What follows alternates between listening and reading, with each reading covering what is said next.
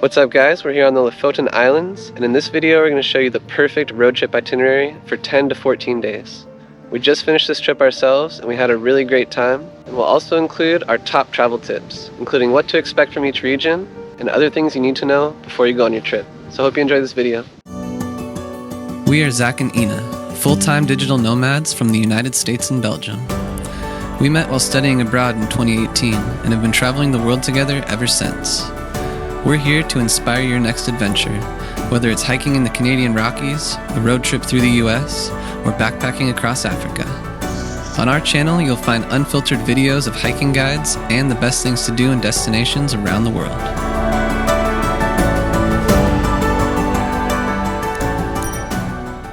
The Lofoten Islands are located within the Arctic Circle in northern Norway. With jaw-dropping landscapes, long stretches of white sand beaches, narrow fjords and small fishing villages, this is truly one of the most beautiful destinations in the entire world. We were lucky to spend 14 days traveling from Tromsø to the Lofoten Islands. This time allowed us to see the highlights of the region, as well as some of the lesser visited spots outside of the Lofoten. In this video, we'll share our road trip itinerary for 10 to 14 days, including the things you can't miss and how long you should stay. You can also download a Google map with all of the stops in the description below. We hired Norwegian backroads to create this itinerary for our magical trip, and we'll touch on this later in the video. Now, we'll share our 14-day road trip itinerary around northern Norway and the Lofoten Islands. You can pick and choose if you want to stay longer or shorter in each spot, depending on the amount of time that you have available for your own trip.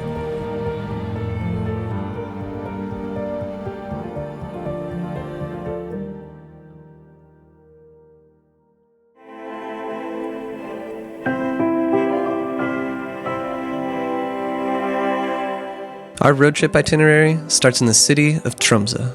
This is the biggest city in northern Norway, and the cheapest place to fly into and rent your vehicle from. It's best to spend 1 to 2 days in Tromsø to cover the main highlights of the city. These include the harbor, the Arctic Church, the fjellstua viewpoint, the Polar Museum, and Polaria.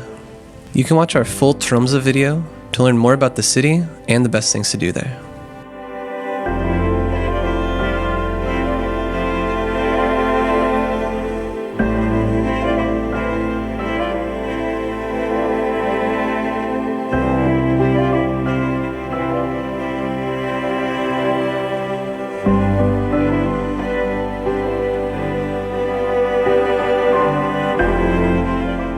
The island of Kvaløya is only a short drive away from Tromsø. With breathtaking views of immense mountains and fjords, this is a great introduction of what is to come. Take your time to drive around and visit the most beautiful spots.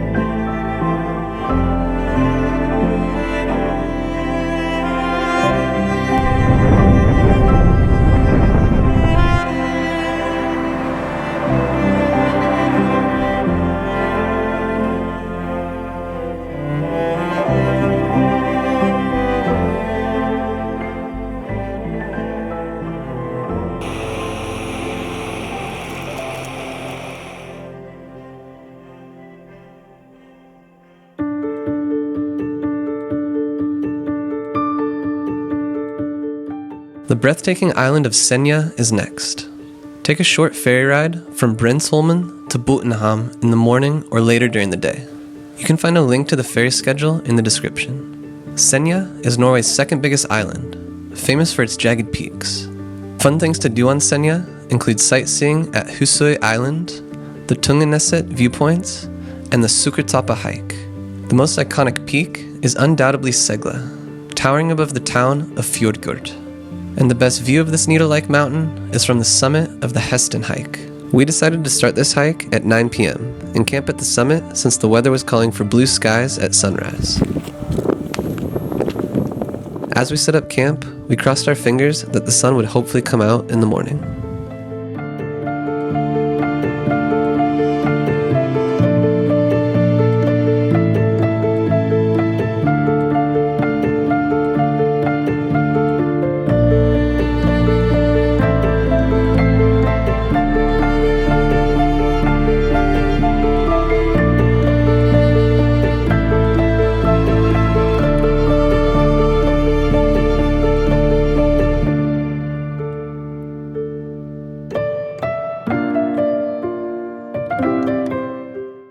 After Senja, it's finally time to head to the Lofoten, a chain of 7 main islands. We recommend catching a 2-hour ferry ride from Grøtfjord to Andenes, which operates from mid-May to the beginning of September only. Unfortunately for us, we ran into some weather problems.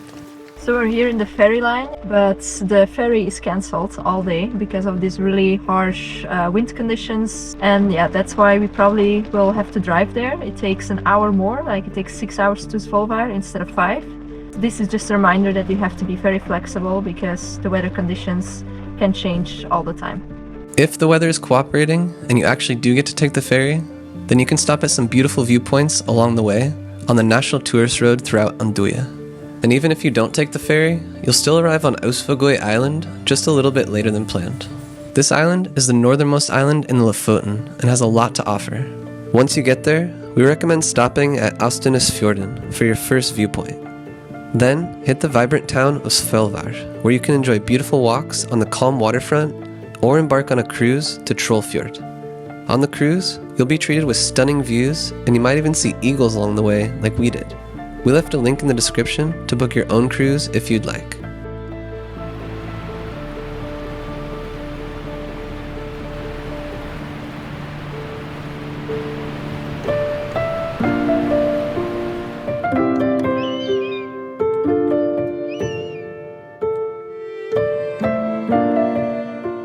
We're in the heart of the Trollfjord now, surrounded by giant cliffs and waterfalls. It's super magical and it's definitely worth it to come out here.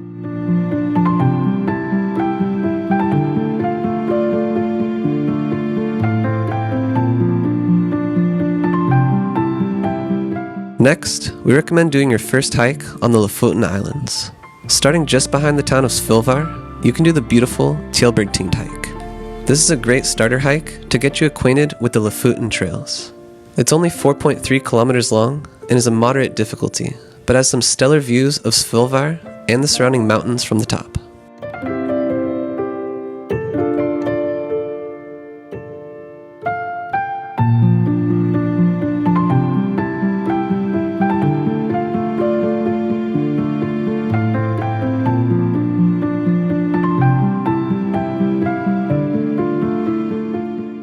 For your final stop on Austvågøy Island, we recommend visiting the town of Henningsvær. This town has been one of the busiest fishing villages on the coast for more than a century. You can admire views of the village from the breakwater, or head to the world's most unique soccer field situated on an island by itself. Once you've enjoyed the town, you should definitely do the Vestvågøy hike. This hike is challenging due to its steepness, but it's definitely worth it to get an aerial view over Henningsvær. You can find more detailed information about this hike and all of the other hikes that we mention in our video about 8 must-do hikes in the Lofoten Islands.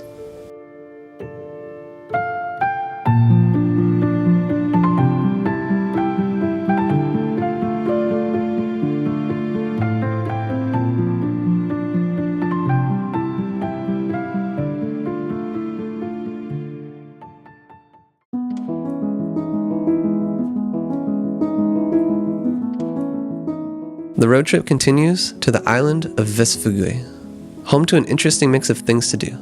The Viking Museum is a great first stop and a perfect place to visit on a bad weather day, which can happen a lot in the Lofoten.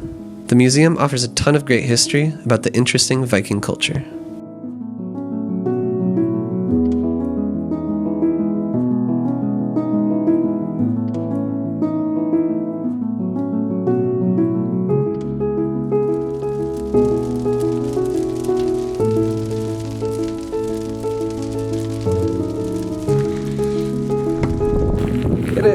Yeah. Next, you can check out the beautiful beaches of this island, starting with Unstad, which is famous for surfing. There's a lot of Arctic surfing going on here. You can actually see some surfers right now in the water. We are not surfing ourselves because it's really cold water, but it's definitely an option, but you can also just come and watch.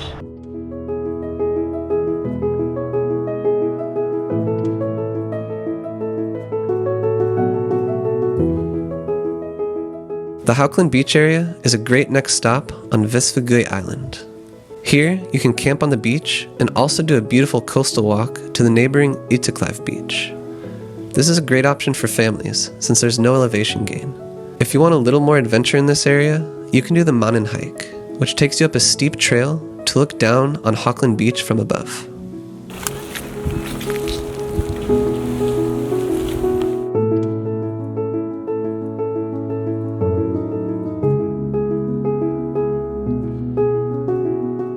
Finally, you should check out the Ørnfloya hike.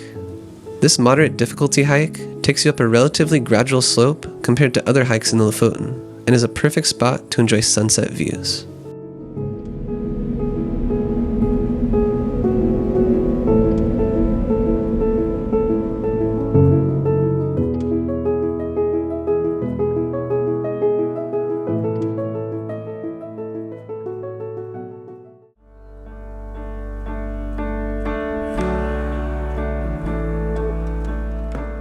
Next on the Lofoten itinerary is Flakstadøy Island, home to small authentic villages and beautiful sandy beaches. Ramberg Beach is a great stop to get a peaceful beach walk and listen to the waves gently crashing.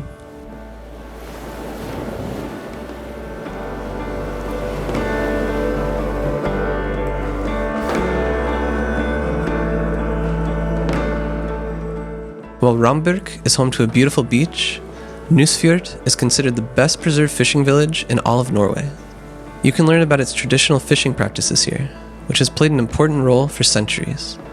We wanted to say a huge thanks to Audrey at Norwegian Backroads for including this island on our itinerary.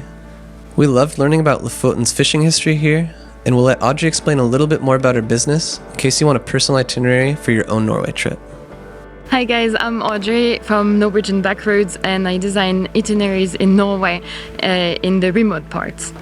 It doesn't matter what age or what lifestyle you have, if you're willing to discover the hidden gems of Norway, that's the good stuff.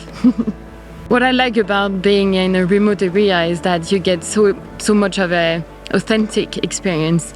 For me, it's like Norway is very known for like beautiful landscapes and so on, and there's tons of it, but there's way more than what you just see on social media. Visa til Norge! It's probably the coolest bridge I've ever driven across.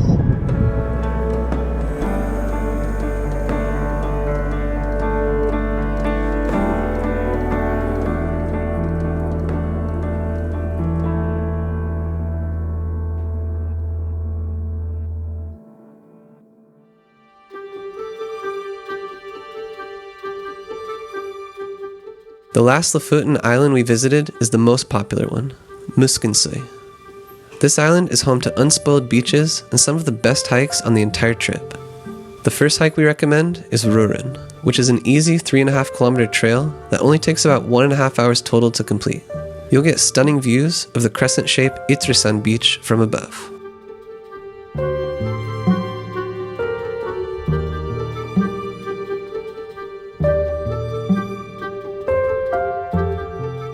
Next, you can keep your hiking boots on for the Ritten and Kvaløya beach trail.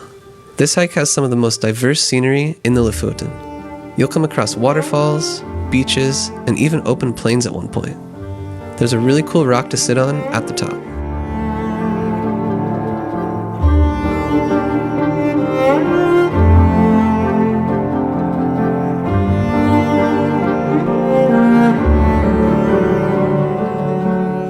After Kvaløya, you can head to the small town of Reine, which is tucked underneath some of the most jagged peaks that you'll come across in the Lofoten.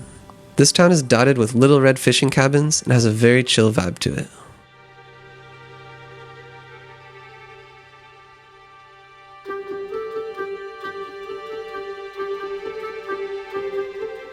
Finally, we've saved the best Lofoten Island activity for last, hiking Reinebringe. This is one hike that you can't miss during your trip, and you'll see why when you get to the top of the trail.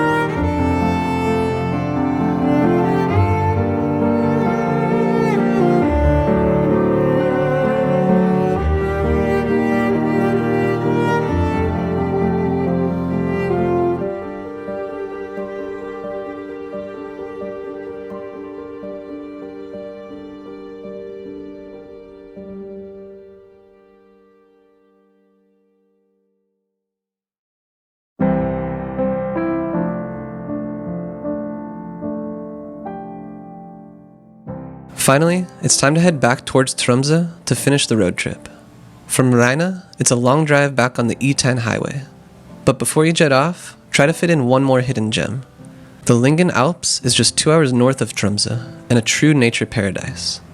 Home to more than 140 glaciers, there are tons of great hiking trails, guided glacier hikes, and climbing here. We did the Brosmetinden hike and highly recommend it if you're in the area. It's about 8 kilometers total and has minimal elevation gain, so anyone can do it. It's a great way to end your trip around northern Norway. So we made it to the final viewpoint of our hike here, and in the north of Norway they actually have beautiful glacial lakes with these really bright blue colors, so it's a little different from what we saw in Lofoten and Senja.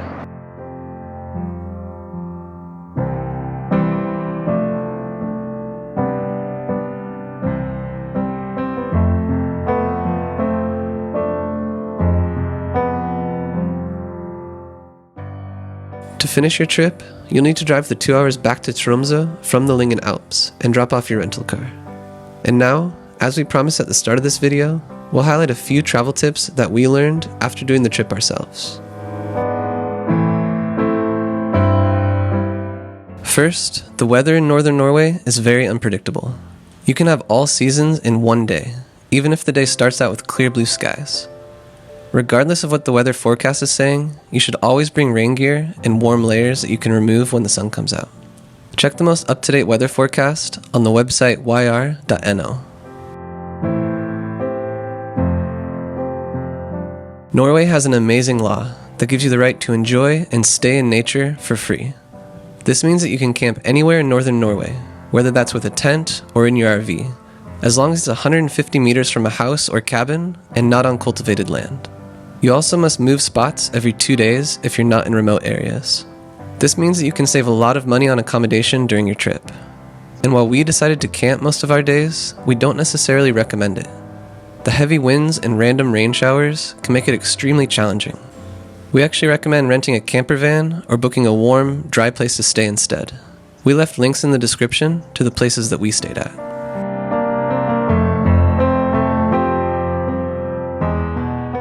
It's not very easy to get around northern Norway or the Lofoten Islands with public transportation. We highly recommend getting a rental car or camper van so you can easily get to the trailheads and the beaches. If you have a rented vehicle, you'll see a small box right next to your rearview mirror. This automatically registers all the toll stations you pass and the ferries that you take.